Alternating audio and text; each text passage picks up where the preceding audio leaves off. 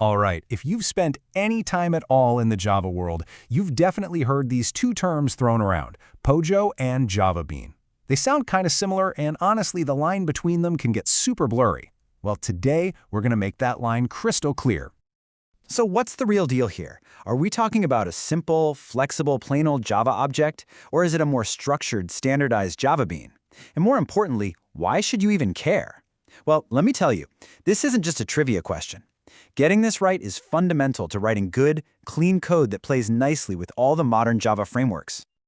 Okay, first up in the ring, let's talk about the POJO. I want you to think of it as our lightweight contender. It's all about one thing, and one thing only: simplicity and total freedom. I mean, the name really says it all, right? A POJO is a plain old Java object. That means it's not tied down by any special rules, you don't have to implement some weird interface, you don't have to extend a specific class, you don't need any particular annotations. It's just Java, pure and simple. So let's unpack that a bit. A POJO is totally independent. It has no idea what framework it's living in, and frankly, it doesn't care. This gives you, the developer, just maximum flexibility to build your business logic exactly the way you want to. In fact, pretty much any basic class you write, like say a user class or a product class, that's a POJO. It's the default building block of Java. Here's a great way to picture it. A POJO is like a fresh lump of clay. It doesn't have a shape, it doesn't have a purpose yet. You get to be the sculptor. You can mold it into whatever you need it to be. A complex business entity, a simple data carrier, you name it. You have complete creative freedom. And now, let's bring in our second contender, the JavaBean. So if the POJO is all about freedom, the JavaBean is the champion of structure. It's all about following the rules. Now here's the most important thing to get right away. A JavaBean is a POJO. At its heart, it's just a plain old Java object. The difference is, it's a POJO that has agreed to follow a very specific set of rules.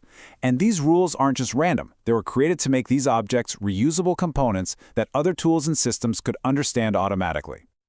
So what are these rules? Well, there are 3 golden ones. First, it absolutely must have a public constructor that takes no arguments. This is so frameworks can create an instance of it easily. Second, all its properties have to be private, but you have to provide public get and set methods for them. And third, it has to implement the serializable interface. This is the magic that lets you save its state or send it over a network. So if a POJO is clay, a JavaBean is a Lego brick. It's standardized. Right? Every Lego brick has this predictable bumps on top and holes on the bottom. Well, that's what the rules, the getters and setters, the no-arg constructor, provide. They're the standardized connection points that allow frameworks to just snap right on, see what's inside, and work with it, all without needing to know the nitty-gritty details. Okay, we've met the contenders. Now let's put them side by side and do a proper head-to-head comparison to really nail down what sets them apart. Let's just run through the list here. When it comes to constructors, for a POJO, anything goes. You can do whatever you want. For a JavaBean, nope, it has to have that public no-argument one. For property access, again, POJOs have no rules, but JavaBeans are strict, private fields with public getters and setters. And finally, serialization. For a POJO, it's totally optional. For a JavaBean, it's a must. You have to implement serializable. You know, there's this classic saying that just sums up the whole relationship perfectly. Every JavaBean starts out as a plain object, so by definition, it's a POJO.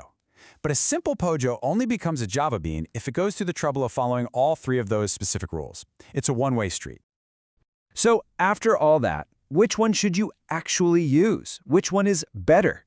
Well, you know the classic developer answer, right? It depends. It is all about picking the right tool for the job. So, when should you reach for a POJO?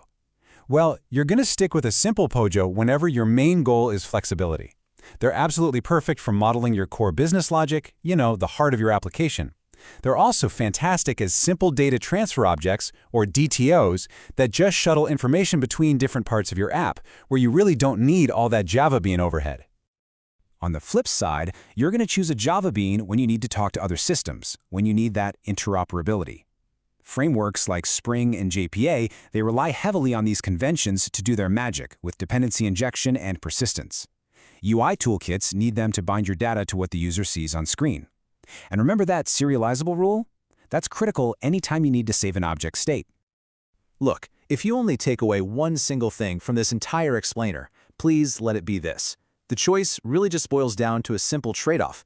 Do you need the raw, unconstrained freedom of a POJO, or do you need the standardized structure of a JavaBean so it can plug into other systems? So, the next time you type public class, just pause for a second. Ask yourself, am I sculpting with clay or am I building with Legos?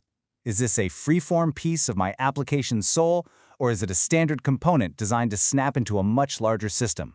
Simplicity or standardization? Now you know how to choose. Thanks for joining me.